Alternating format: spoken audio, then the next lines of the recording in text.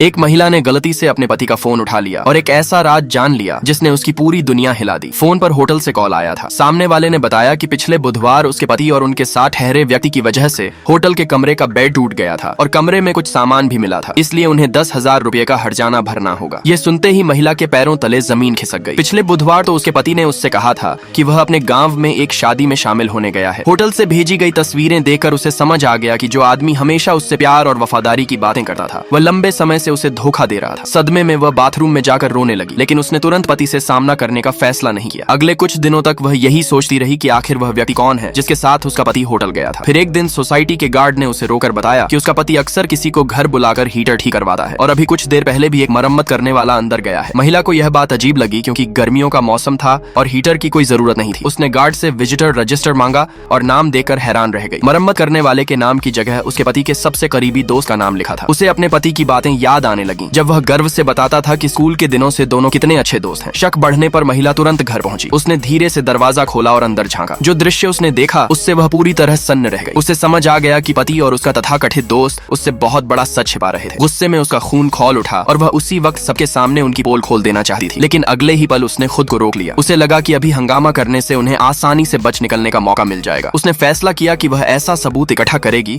जिससे उनके झूठ और धोखे का सच सभी के सामने आ जाए। इसके बाद उसने ऐसे दिखाया जैसे उसे कुछ पता ही नहीं है, लेकिन चुपचाप घर के अलग अलग हिस्सों में कैमरे लगवा दिए। जल्द ही उसकी शंका सच साबित होने लगी। जब भी वह ऑफिस जाती, कैमरों में वही तथाकथित मरम्मत करने वाला व्यक्ति बार बार घर में आता दिखाई देता और महिला धीरे धीरे उनके हर राज का सबूत जुटाने लगी। लाइक सब्सक्राइब कर देना, भगवान आपको बहुत खुशी देगा।